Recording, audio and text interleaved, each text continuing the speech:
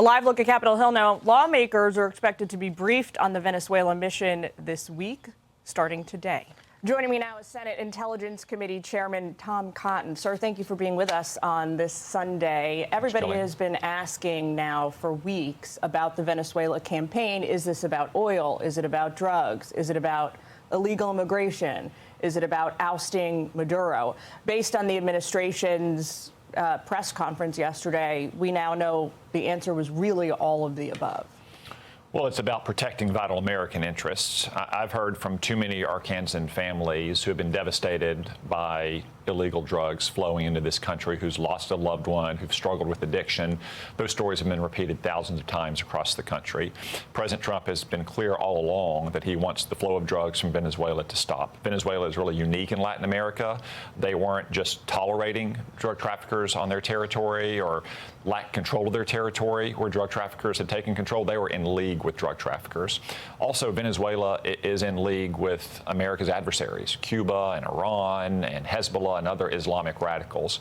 President Trump made clear yesterday in his remarks that he gave Nicolas Maduro multiple chances to change his ways and ultimately to leave and go into exile elsewhere. And Maduro refused to do that. And our military executed an amazing operation that I highly commend President Trump for authorizing, Secretary Hegseth and General Kane and all of our frontline warriors for executing. It's hard to overstate just how complex it was. The United States military is the only one that could have pulled off this operation. Sir, now that we know how the military campaign ends with Maduro out of power, how do you view and how should the American people view the military campaign targeting these alleged drug boats? You know well that they have killed more than 114 people so far. Are these warning shots that will now cease, or is this just the beginning? Well, I hope they cease because the drug boats cease. Again, the Venezuela regime led by Nicolas Maduro was in league with these drug traffickers. Nicolas Maduro himself is an indicted drug trafficker and head of a drug cartel, Cartel de las Solas in Venezuela.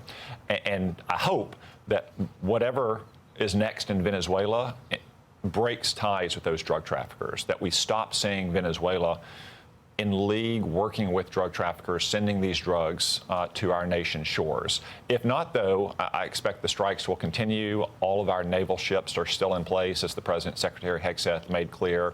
They're not going anywhere until we see whether or not Venezuela changes its ways. Here's what President Trump said yesterday when asked about his plans for the future governance of Venezuela. Take a listen. So we're going to stay until such time as we're going to run it, essentially, until such time as a proper transition can take place. This partnership of Venezuela with the United States of America, a country that everybody wants to be involved with because of what we were able to do and accomplish. Whatever form that governance takes in the future, is it really, sir, in Americans' best interest to have our president, our executive branch, taking on the running of a sovereign, independent nation, especially considering the challenges we face at home? Well, ultimately, the future of Venezuela is going to be in the hands of Venezuelans. President Trump's made clear what our demands are, what our policy goals are. They're the same today as they were before Maduro left. Stop the drug trafficking, stop the weapon and human trafficking, kick out the Cubans, the Iranians, Hezbollah, other Islamic radicals, and work with the United States and our partners in Latin America to restore stability and order, prosperity, not just inside Venezuela itself, but in our hemisphere writ large.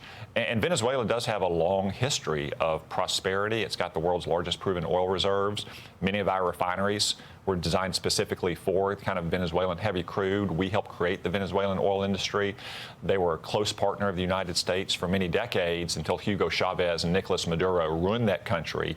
The Venezuelan people now have a chance to return to the prosperity and stability of the past, and we hope that we can help them. I mean, there is a lot of hope, sir, but you know, on the flip side, the United States does not have a illustrious history when it comes to intervening and instituting regime change in Latin American countries. What gives you confidence that this time it will work in our interest? Well, I look at history a little bit differently. Frequently, we've intervened in Latin America to support pro-American governments or movement or oppose anti-American governments or movements. The times we've failed have been when Democratic presidents were too weak and timid, like John F. Kennedy meddling with the operation that was planned at the Bay of Pigs, or Jimmy Carter abandoning a pro-American government in Nicaragua. The most on-point precedent I would cite, though, is what happened in Panama in 1989. Manuel Noriega was indicted drug trafficker, just like Nicolas Maduro was. Maduro is actually worse. Manuel Noriega wasn't close to Soviet Russia at the time, but George Bush sent in more than 40,000 troops. We overthrew the government. We seized Noriega, brought him back to face justice here in the United States, and Panama has been a pro-American friendly government ever since. That's the future we hope to see in Venezuela. The past of Venezuela suggests that we can have that future. Real quick, Senator, before I let you go, Maduro met with an envoy from the Chinese Communist Party just hours before he was captured.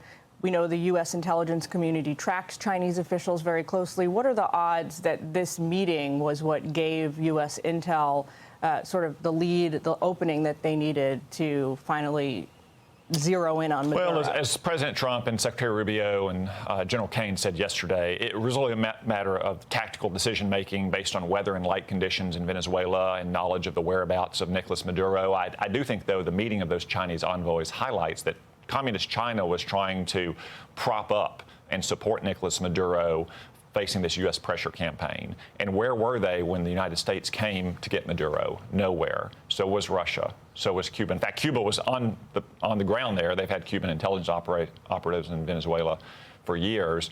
None of them could do anything to help their illegitimate dictator friend. The same thing you saw in Iran in June.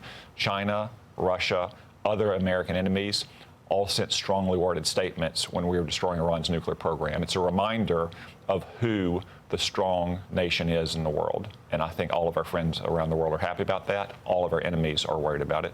Senator Tom Cotton, a hugely important voice on this. Thank you so much for taking time with us this morning. Thanks, Jillian. Happy New Year, sir. Happy New Year to you.